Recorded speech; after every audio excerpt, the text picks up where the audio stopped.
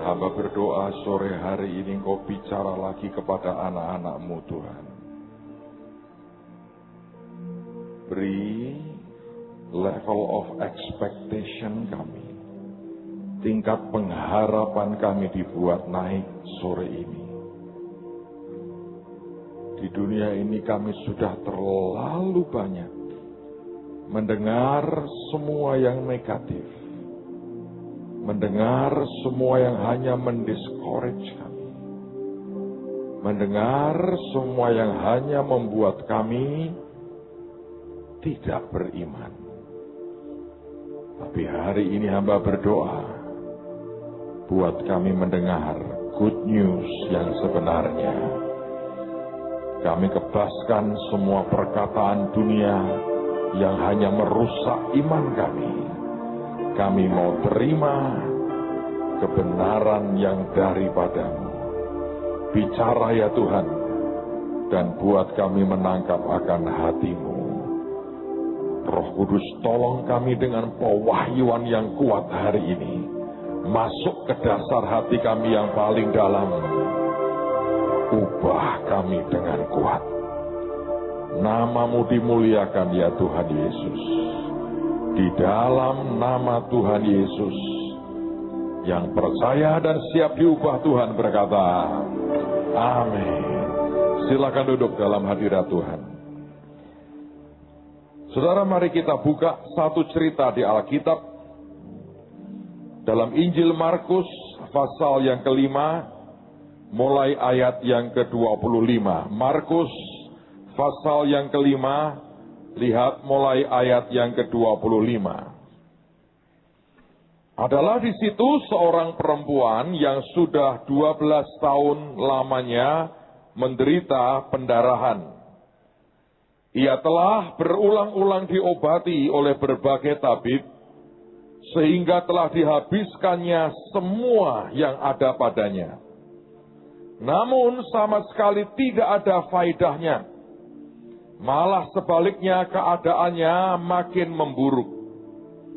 Dia sudah mendengar berita-berita tentang Yesus, maka di tengah-tengah orang banyak itu, ia mendekati Yesus dari belakang dan menjamah jubahnya. Sebab katanya, kalau Anda baca di Amplified dikatakan, she kept saying, dia terus memperkatakan, asal ku jamah saja jubahnya, aku akan sembuh. Seketika itu juga berhentilah pendarahannya, dan ia merasa bahwa badannya sudah sembuh dari penyakitnya. Pada ketika itu juga Yesus mengetahui bahwa ada tenaga yang keluar dari dirinya. Lalu ia berpaling di tengah orang banyak dan bertanya, siapa yang menjamah jubahku? Murid-muridnya menjawab, engkau melihat bagaimana orang-orang ini berdesak-desakan dekatmu, dan engkau bertanya, siapa yang menjamah aku? Lalu ia memandang sekelilingnya dan untuk melihat siapa yang telah melakukan hal itu. Perempuan itu yang menjadi takut dan gemetar ketika mengetahui apa yang telah terjadi atas dirinya, tampil dan tersungkur di depan Yesus. Dan dengan tulus memberitahukan segala sesuatu kepadanya. Maka katanya kepada perempuan itu, hai anakku, imanmu telah menyelamatkan engkau. Pergilah dengan selamat dan sembuhlah dari penyakitmu. Saudara, ada beberapa hal yang Tuhan taruh di hati pada sore hari ini. Yang pertama, dengarkan baik-baik. Ada sebuah perubahan yang sedang Tuhan buat sebenarnya. Dan perubahan ini perubahan yang tidak mudah. Saudara, untuk orang berubah saja, itu sudah sesuatu yang tidak mudah. Hari ini kebanyakan manusia hanya mau terima apa yang sudah lazim buat dirinya. Kalau sesuatu itu tidak lazim, sesuatu itu sesuatu yang dia tidak biasa, orang cenderung berkata tidak. Dan sebetulnya kalau Anda memperhatikan di dunia ini, orang yang rela dan mau berubah dan belajar, selalu akan menjadi orang yang jauh lebih maju ke depan, dibandingkan dengan orang yang mencintai akan keadaannya, dan statusnya, dan keadaan dirinya, dan tidak mau berubah. Saya beri contoh. Saya pernah mendengar seseorang memberikan seminar dan ini bagus sekali. Dia berkata begini, 2 orang punya profesi yang sama. Profesi mereka adalah tukang membuat perhiasan. Yang satu didatangi oleh seorang customer. Dan customer ini berkata, aku mendengar engkau seorang tukang membuat perhiasan yang baik. Oh ya, banyak orang puas dengan pekerjaanku. Lalu kemudian orang ini berkata, aku punya sekian kilo emas. Aku minta engkau membuatkan sebuah mahkota buat aku. Dengan ukuran raksasa. Desainnya seperti ini. Bisakah engkau membuatnya? Pada waktu dia melihat desainnya, dia kaget. Sebab yang biasa dia pakai atau buat, adalah perhiasan yang kecil. Anting-anting, ya kan? Gelang, kalung, mungkin cincin. Dia nggak pernah membuat emas atau mahkota dari bahan sekian kilo emas. Dia nggak pernah lakukan itu. Lalu apa yang dia buat? Dia berkata, maaf Pak, itu bukan keahlian saya. Maaf Pak, saya nggak bisa melakukan itu. Lebih baik Bapak jangan datang ke saya. Cari orang lain.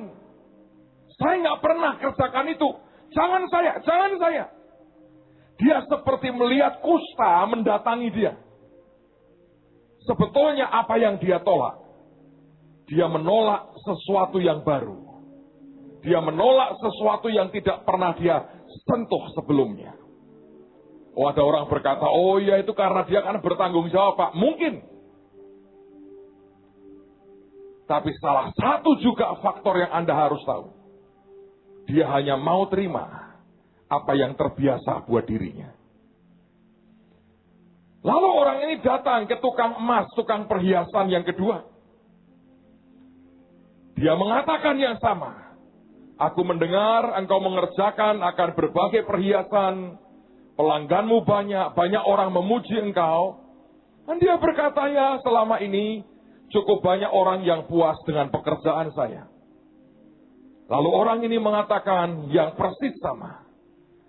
Saya punya sekian kilo emas. Saya mau buat mahkota ukuran raksasa. Desainnya seperti ini. Bisakah Anda melakukannya? Orang ini berkata, Pak, saya ingin jadi orang yang bertanggung jawab. Berikan ke saya desainnya. Saya mau pelajari dulu, Pak. Dalam 3 hari, saya beri kabar apakah saya bisa atau tidak. Kalau saya berkata tidak bisa, karena saya sudah coba, dan saya sudah mengupayakan, bukan karena saya tidak mau. Berikan desainnya. Dalam 3 hari, saya beri Bapak kabar. Anda melihat akan perbedaannya. Dua-duanya adalah orang yang bertanggung jawab. Yang satu langsung menolak. Yang kedua juga bertanggung jawab. Tapi dia berkata, saya mau coba dulu. Saya mau pikirkan dulu. Dengan semua yang saya ada, bisakah saya memenuhi permintaan Anda? Saudara, perubahan itu memang tidak pernah mudah. Hampir semua manusia hanya suka dengan apa yang biasa dia sentuh. Kalau ada tugas yang tidak pernah dia sentuh, dia berkata, serahkan aja kepada orang lain. Dia lebih ahli. Kalau itu merupakan sikap Anda, sampai kapanpun sebenarnya Anda harus mengerti bahwa hidupmu sedang mandek dan sedang tidak ingin ada perubahan. Perubahan tidak pernah nyaman, saudara. Tapi itu suatu keharusan. Dan saya melihat, saya merasakan setiap kali saya berdoa, saya menghadap Tuhan. Saya merenungkan semua yang terjadi. Saya mengerti hati Tuhan mau berkata, nak, aku sedang ingin membuat sebuah perubahan. Dan apa itu perubahan yang terjadi? Perubahan yang pertama Tuhan berkata, selama ini orang bertemu aku di dalam gereja. Selama ini banyak orang kalau mau bertemu dengan aku, dia datang ke rumah Tuhan. Dia cari KKR, dia datang ke seminar. Dia mau mendengar firman disampaikan. Dia ingin orang lain hamba Tuhan mendoakan dia. Tapi Tuhan berkata, sudah waktunya. Apa yang aku kerjakan di rumahku, aku pindah di jalan-jalan. Dan ini perubahan yang tidak mudah. Kalau Anda di gereja, ada musik, ada piano, ada segala macam yang akan membawa Anda menikmati hadirat Tuhan. Sebagian orang mulai bermanifestasi, sebagian goyang badannya, sebagian mengalami jamahan Tuhan, sebagian menangis dalam hadirat Tuhan, sebagian melompat bersuka cita oleh karena ada hadirat Tuhan. Tapi Tuhan berkata, aku sedang membuat sebuah perubahan. Dan perubahannya adalah semua yang ajaib yang kau rasakan di rumahku, aku akan pindahkan di jalan-jalan. Saudara, saya berdoa selama seminggu ini, Anda melakukan apa yang Tuhan perintahkan. Melakukan satu kebaikan dan mulai mendoakan orang lain. Sebab ini akan membawa sebuah perubahan besar.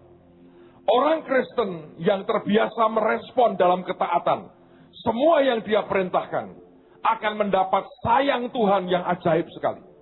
Saya mau ulang lagi. Orang Kristen yang selalu merespon apa yang Tuhan perintahkan, di dalam ketaatan, melakukan semua yang dia perintahkan, engkau akan menikmati dan mendapatkan sayangnya Tuhan yang luar biasa. Dan saya berdoa, tidak ada di antara kita yang sekedar hanya menjadi penonton dan puas dengan apa yang selama ini ada. Sebab Tuhan sedang akan membawa ini keluar ke jalan-jalan. Sejujurnya kalau saya boleh berkata kepada saudara, lebih mudah saya bicara ini kepada orang-orang muda atau anak-anak Tuhan yang baru bertobat dibandingkan dengan mereka yang sudah bertahun-tahun, bahkan berpuluh-puluh tahun ikut Tuhan Yesus. Dan ketika Tuhan perintahkan, dia berkata, ya itu biar untuk orang lain lah, saya tidak. Karena seringkali pada waktu kita merasa Anda sudah bertahun-tahun ikut Tuhan, engkau merasa engkau punya jabatan lebih tinggi dari orang lain, sehingga kalau orang lain harus melakukannya, tidak dengan saya. Saya masih ingat tahun pertama kita mulai sekolah Alkitab di Ungaran pada waktu itu. Kita pakai nama yang lama TSOA. Kami sering disindir oleh banyak pembicara. Karena artinya The School of Acts. Tapi mereka mengatakan ini kok seperti The School of No Acts katanya. Tidak ada yang dibuat dan dikerjakan. Tapi kemudian saya mau cerita dengan saudara. Hari itu ada asrama dan Ibu Ruth Snyder yang sekarang masih tinggal dan mengabdi di Palau bersama-sama dengan kami. Jadi ibu asrama. Suatu hari setelah beberapa bulan berlangsung, pada waktu acara makan siang dia ngobrol dengan saya. Dia berkata, Pak Petrus, saya menjumpai sesuatu yang aneh di asrama ini. Dan Tuhan bicara dengan saya. Saya bilang, apa Bu Ruth yang Anda jumpai? Dia berkata, kita ada aturan bahwa di dalam asrama, di ruang tamu ini sandal boleh dipakai. Begitu masuk dalam kamar-kamar, tidak boleh pakai sandal, tidak boleh pakai sepatu. Karena kita mau ruangan ini bersih, tidak kotor oleh karena lumpur, pasir, dan sebagainya. Dan dia berkata begini, suatu malam, saya lagi berdoa, kira-kira jam 10 malam. Dan itu seharusnya lah semua sudah masuk ke kamar masing-masing untuk siap-siap tidur. Saya mendengar bunyi orang berjalan. Sebenarnya saya pikir pertama itu iblis. Atau roh yang mengganggu saya. Saya bilang, kenapa bisa begitu? Aturannya sudah jelas. Tapi malam itu, kalau ada orang jalan tanpa alas kaki atau sepatu, suaranya akan nyaris tidak terdengar. Tapi hari itu saya mendengar suara sepatu. Keplak, keplak, keplak, keplak, keplak, keplak, keplak, keplak, keplak, keplak. Dia berkata, siapa ini sebenarnya? Dia berkata, saya sungguh-sungguh penasaran. Maka saya buka pintu saya. Muncul persis orangnya di depan saya. Dia kaget, saya juga kaget. Dia berpikir melihat malaikat, saya berpikir melihat setan. Kaget. Dan saya jumpai, sebetulnya itu termasuk salah satu orang yang dalam gerejanya jabatannya paling tinggi. Dan dia memang belajar 6 bulan dengan kita. Tapi saya tahu dia punya jabatan di gerejanya paling tinggi. Dan waktu saya lihat ke bawah, dia malu, dia nyengir berkata, sorry. Tapi apakah dilepas? Tidak.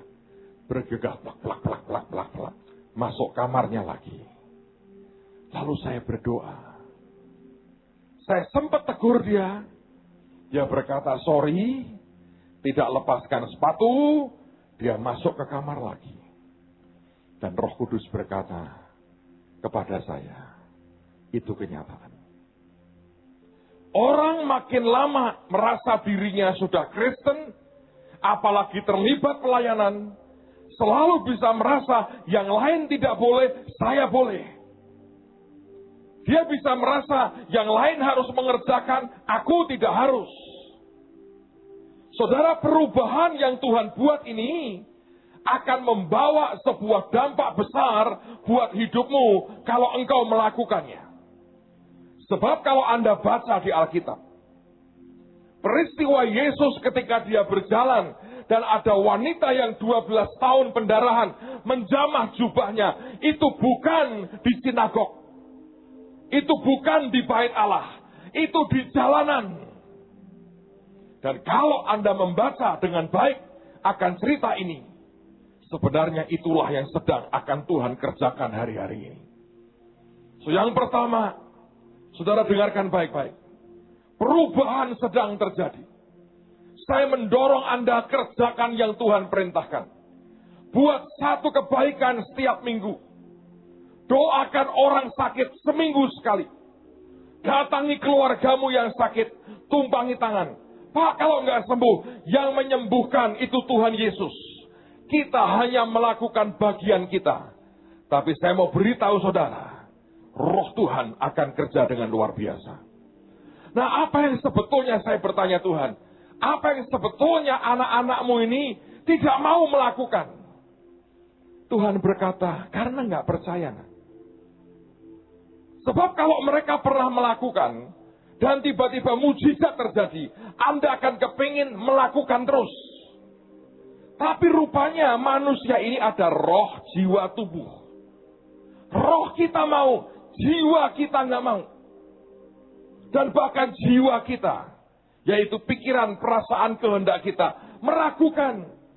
Dengan berkata, mana mungkin? Tidak bisa. Tidak mungkin terjadi. Kalaupun terjadi, pasti bukan lewat saya.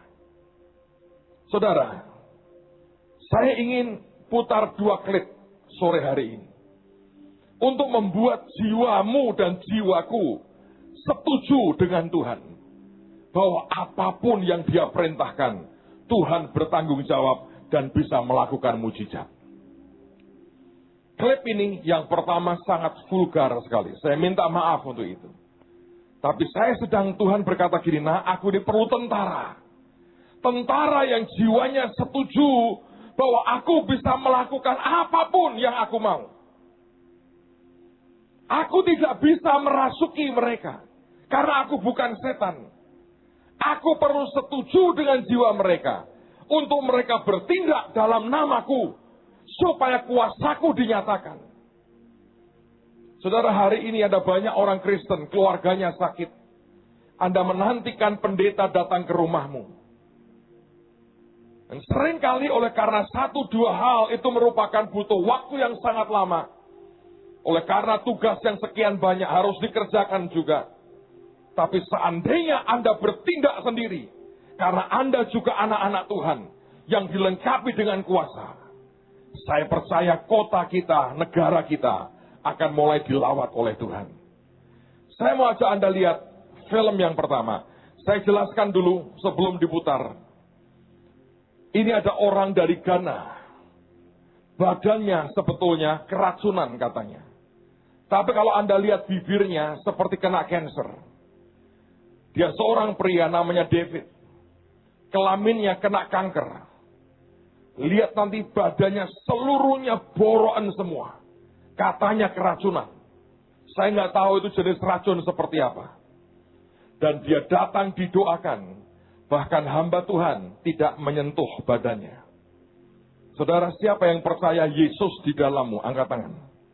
Siapa yang percaya Anda adalah bait Roh Kudus? Angkat tangan. Saya berharap ini akan mencelikkan mata saudara. Alright, coba kita lihat akan klip yang pertama. Maaf, ini vulgar.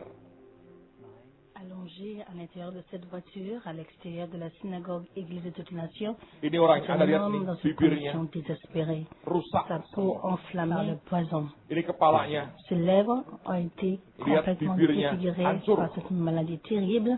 Il a laissé en train de saigner alors que sa peau continue de s'éplucher. Matanya sudah merah begitu. Regardant l'autre côté de Badannya. son Lihat, visage, nous voyons Anda plus mengerti d'image nanti belakangnya Anda touché bisa par le lihat. poison.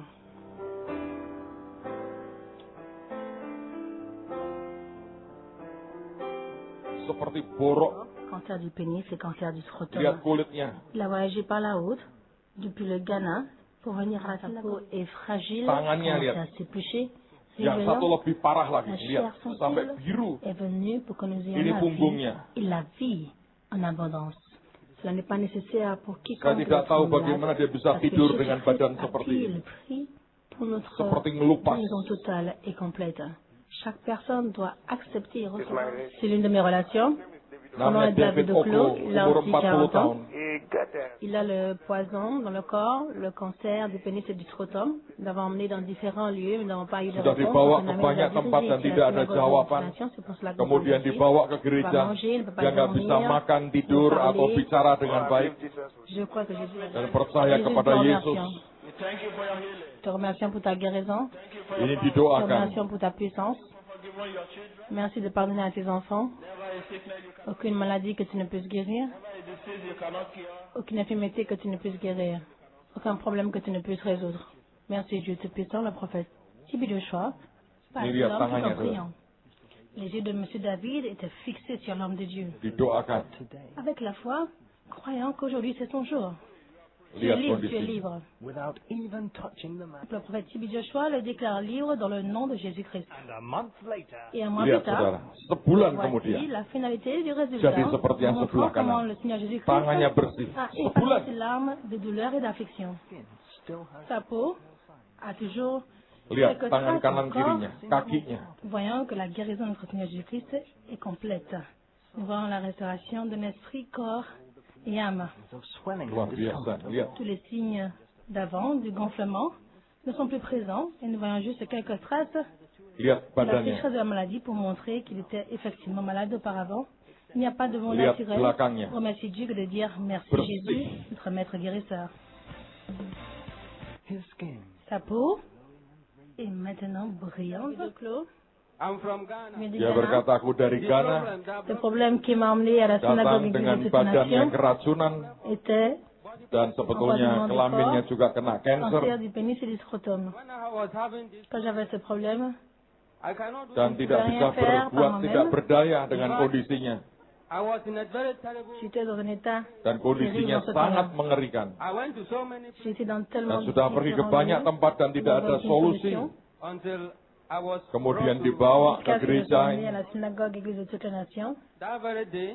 Ce jour-là, I dan was dibawa brought to dengan the mobil, j'ai été emmené dans une voiture. whereby man of God, senior L'homme de Dieu, kemudian hamba Pasteur Tuhan Joshua, mulai mendoakan saya, venu vers moi, mengarahkan tangannya ke arah a saya. étendu sa main vers moi. from there, De là, j'ai senti Sesuatu yang dingin dia rasakan masuk mengalir di badannya. that was how I got my c'est head. de là que j'ai Dan reçu di ma mana dia berkata, itulah bagaimana saya dapatkan kesembuhan saya. Glad to testify. Content Dia de témoigner buka pour la gloire bat- de Dieu. Monsieur dia David, buka Monsieur itu David, jangan please. montre à la congrégation Stop dalam comment nama Tuhan les Yesus. puissants Terlalu restaurer vulgar. tous les Yes, domaines de stop son corps dalam nama qui avaient été Yesus. ruinés par le cancer. Betul, jangan Croyons. diteruskan. Pas d'autre que de danser et de Sudah, remercier kita Dieu sudah pour ses œuvres dibuktikan merveilleuses. cukup. Amen.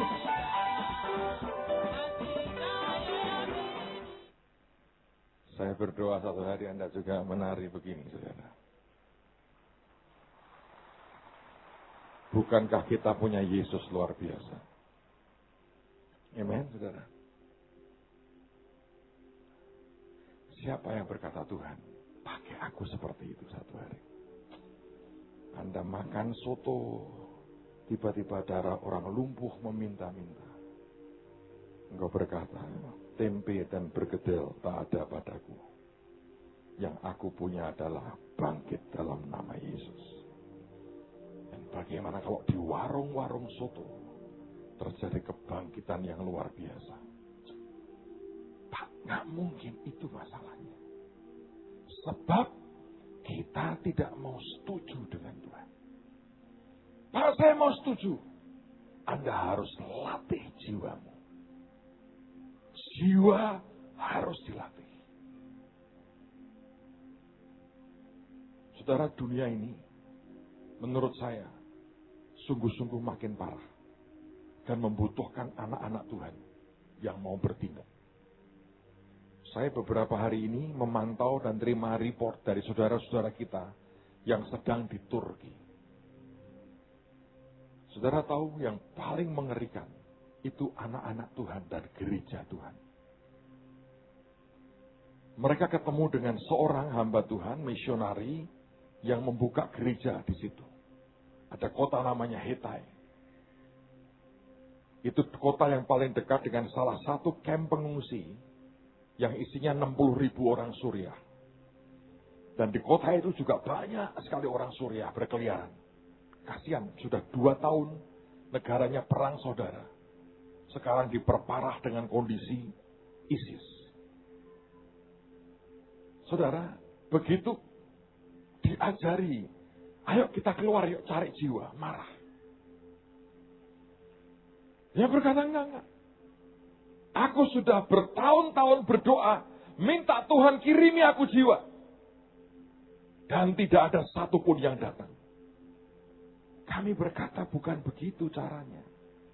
Lu mesti keluar, bawa orang ke Tuhan.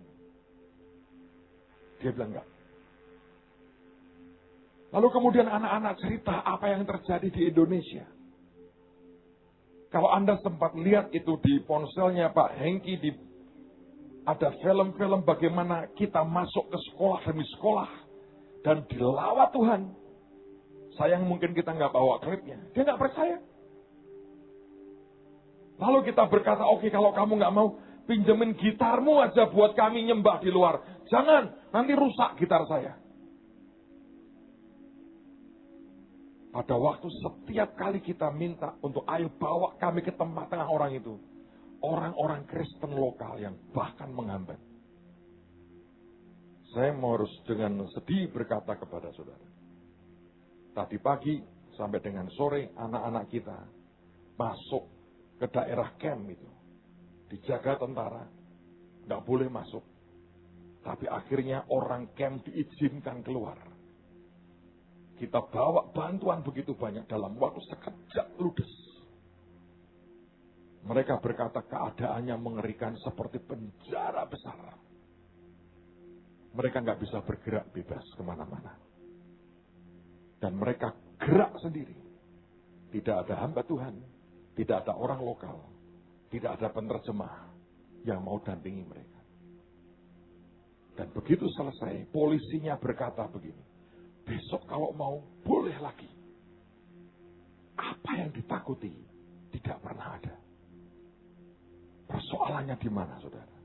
Dengan segala hormat, di jiwa kita. Musuhnya itu di perasaan kita, di pikiran kita. Kalau sudah berkata, nggak mungkin, nggak bisa, menakutkan, tidak akan terjadi apa-apa. Saya tahu itu kondisi, saudara. Saya terus terang, saya push Pak Budon. Saya bilang, kita diberi kepercayaan Tuhan. Kalau mereka bilang, tidak bisa, aku tidak salah dengar. Tuhan bilang, bantu mereka, nak. Kalau kalian pulang, sambil bawa duit utuh, sebuah masalah di hadapan Tuhan. Kita bukan mau menghamburkan uang, kita mau tolong mereka. Dan akhirnya betul, tidak ada pendeta yang dampingi kita. Mereka gerak sendiri. Tapi Tuhan menunjukkan sekali lagi, apa yang Dia perintahkan, Dia akan sertai kita sampai jadi, saudara. Bantu doa besok hari terakhir. Mereka akan gerak lagi, balik lagi. Begitu selesai mereka pergi ke kota lagi. Ini sedang belanja lagi. Dan besok akan masuk lagi. Memang menyedihkan keadaannya. Dan mereka kaget. Selalu mereka kaget. Tidak pernah mereka menduga ada orang Indonesia bisa sampai ke sana dan peduli dengan mereka. Kalau yang seperti itu, Tuhan tunjukkan dengan cara yang luar biasa. Saya percaya hal ini bisa terjadi. Tuhan bisa pakai kita dengan luar biasa. Sekarang klip yang kedua, ini lebih sopan, tapi ajaib sekali. Silakan. Ini orang kecelakaan fatal. Bus yang dia tumpangi, kecelakaan fatal. Semua mati, cuman dia yang hidup. Tapi dua kaki, tulang kakinya patah, lihat. Anda tahu geser kan? Patah. Saya nggak tahu peniti itu buat apa. Tapi ini yang terjadi, tulangnya dua-dua patah. Dan tidak bisa jalan. Please tell us your name and your age. My name is Frank Kazim. I'm 28 years old. We can see you sitting down helplessly in the car. What is the problem that has brought you here? Dia berkata, aku mengalami kecelakaan, semua di bus mati, aku yang hidup, cuman aku, tapi dua tulang kakinya patah, dibawa ke berbagai rumah sakit, dan dia berkata, aku tidak bisa jalan, keluarga dan bapakku yang tolong aku, bawa ke kamar mandi, ke toilet. Dokter berkata mereka harus amputasi akan kakinya. Dan kemudian bapaknya bawa ke gereja itu.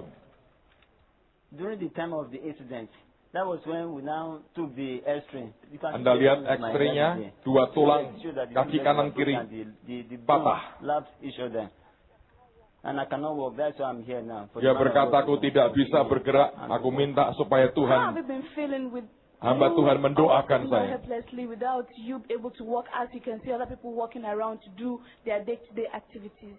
I feel unhappy. What do you want God Almighty to do for you?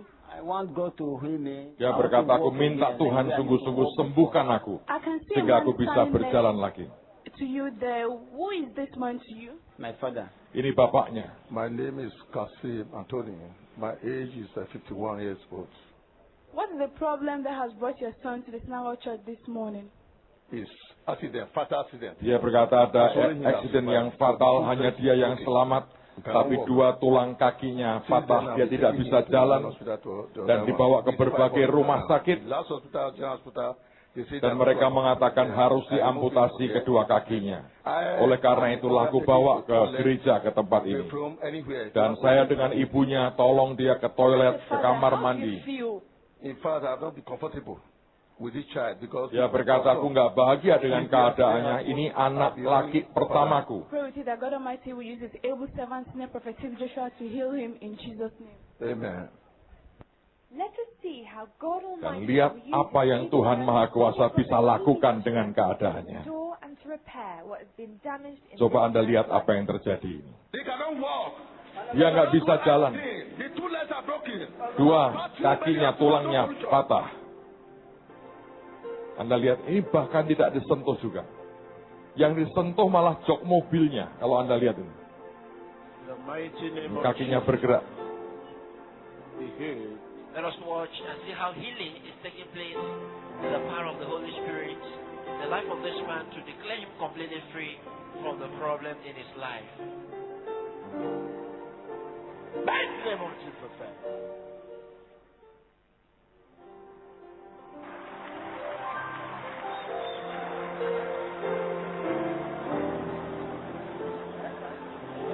Kakinya gerak. Ini kuasa Tuhan kerja, gerak sendiri kakinya.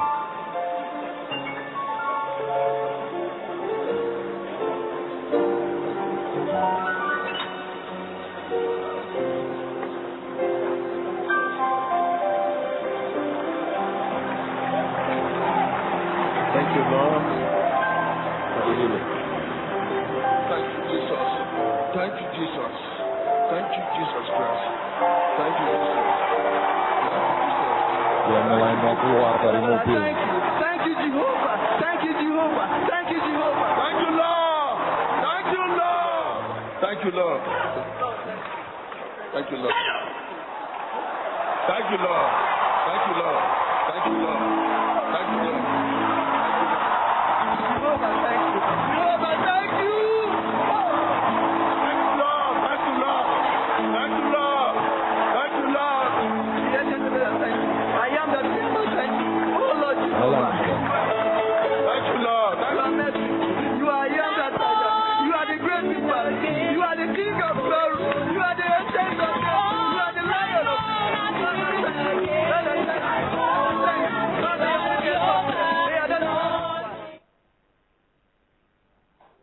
Siapa yang bisa buat ini?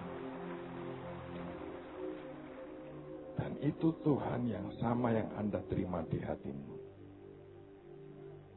Tuhan yang sama yang tiap hari Anda berdoa dan berkata, Tuhan Yesus, tolongnya. Tadi pagi kami ada waktu mendoakan orang sakit. Saya lihat pemandangan yang mengharukan.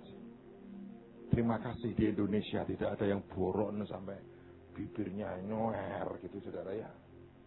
Yang paling cerewet pun Tuhan tidak izinkan mengalami begitu. Di Afrika tentu keadaan mungkin berbeda. Indonesia mungkin baru sedikit atasi selesai.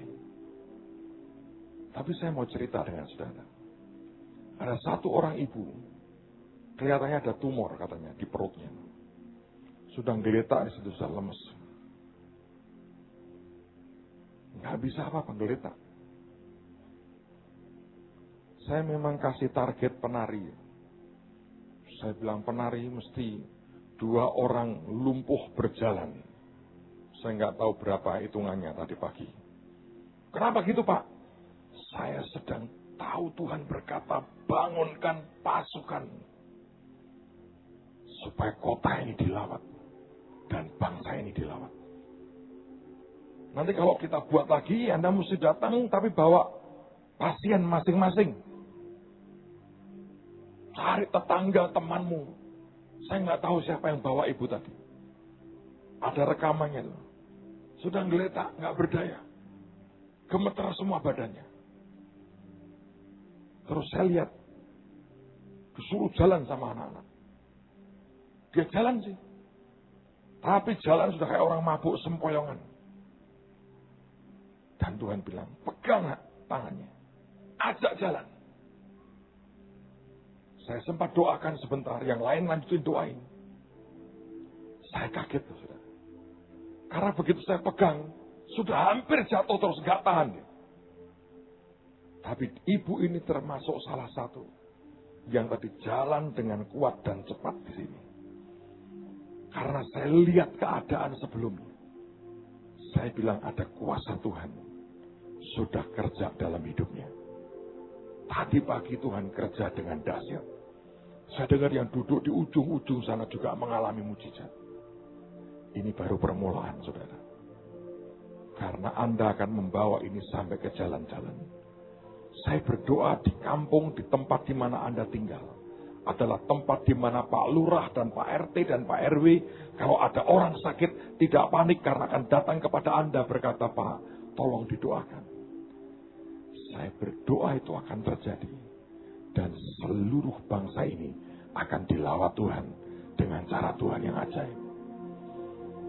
Bagaimana Pak caranya? Sepakat dengan Roh Kudus. Mari sehati berkata, amin Tuhan, itu bisa terjadi. Dan itu bisa berlaku dalam kehidupan Anda dan saya. Siapa yang berkata, Tuhan ajari aku step by step sampai ke sana. Saya berdoa. Tidak ada orang, bukan saya. Ini saya omongin tuh ya. Saya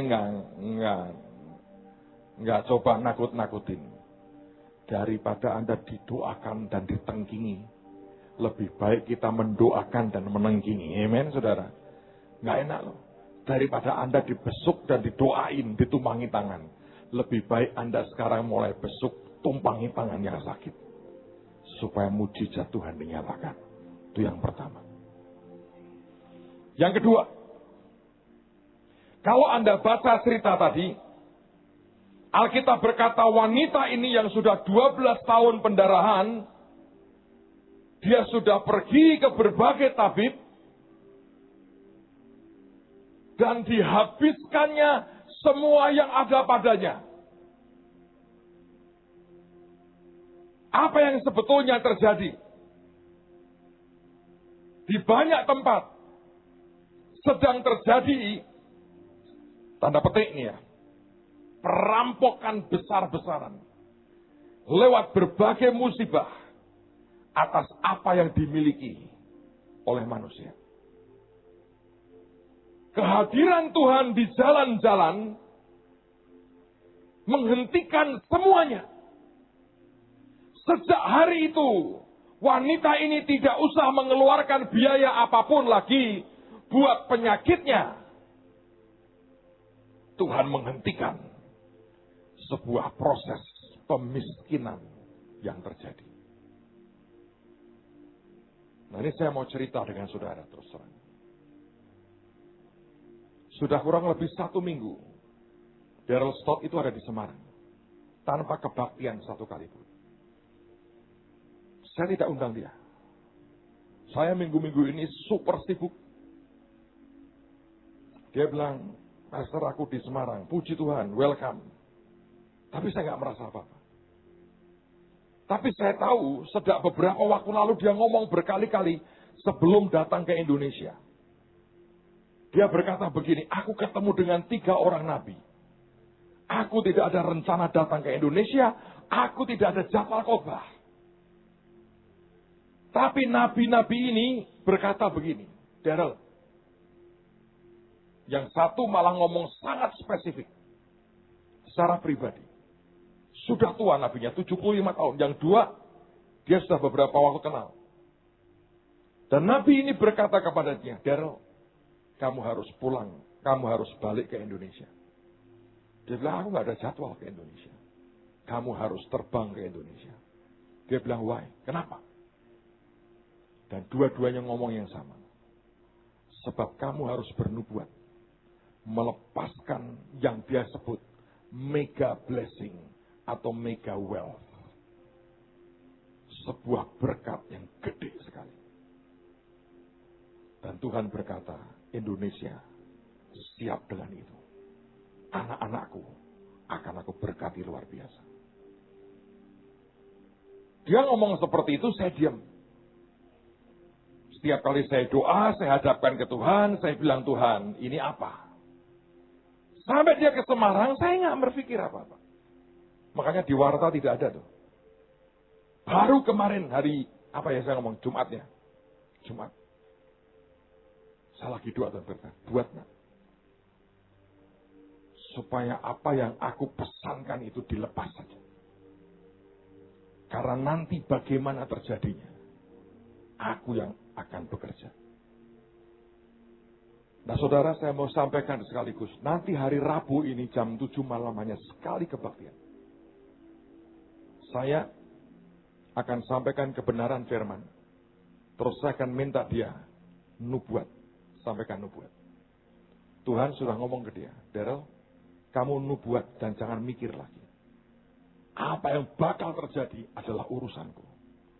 Saudara tahu, firman cukup disampaikan. Alkitab berkata, apa yang keluar dari mulut Allah tidak akan pernah kembali dengan sia-sia. Persoalannya adalah, Anda mau terima atau tidak? Tapi kemarin, Tuhan berkata begini, nah, nanti Rabu.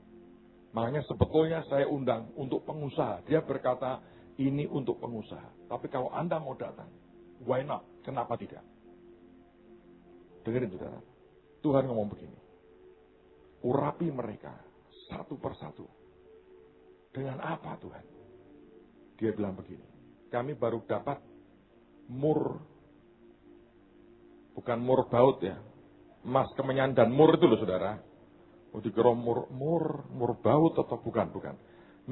Mur. Itu ekstrak. Mahal sekali. Mur itu dari getah. Jenis pohon tertentu. Ketika Yesus didatangi orang Majus diberi emas, kemenyan, dan mur. Ester selama 6 bulan direndam dengan mur. Banyak orang berkata, oh ini buat kulit bagus. Mur itu buat detok bagus. Makin lama makin dipelajari. Saya mau ngomong ini yang Tuhan ungkapkan ajaib sekali. Ternyata mur itu dipakai untuk obat. Buat jantung, buat liver, segala macam. Tapi yang terakhir orang dengan kaget menemukan. Anda tahu fungsinya. Kalau itu dioleskan di badan orang, mur itu akan meresap sampai ke darah. Dibawa sampai ke otak. Dan ternyata itu mempengaruhi kerja otak. Satu, karena sirkulasi darah itu lancar. Sebetulnya, gampangnya ya, otak orang itu jadi pintar. Lalu mempengaruhi akan bagian otak. Yang itu merupakan bagian otak untuk pengambilan keputusan. Jadi orang yang kena itu, Tuhan berkata, pinter dan tepat dalam mengambil keputusan. Bahkan itu menjaga mood daripada kita. Aneh sekali. Sekarang saya tahu, kenapa Ester direndam 6 bulan. Itu bukan supaya kulitnya halus dan didetok, bukan. Bukan hanya itu maksudnya. Tapi supaya pintar. Sebab ngadep raja, kalau bego, hilang kepalanya. Siapa yang tahu Yesus itu raja di atas segala raja? Dengerin ya. Waktu dia lepaskan blessingnya. Tuhan berkata, doain. Supaya mereka punya kecerdasan, roh, ngerti apa yang harus dibuat. Dan kalau itu terjadi, hidupmu akan berubah luar biasa.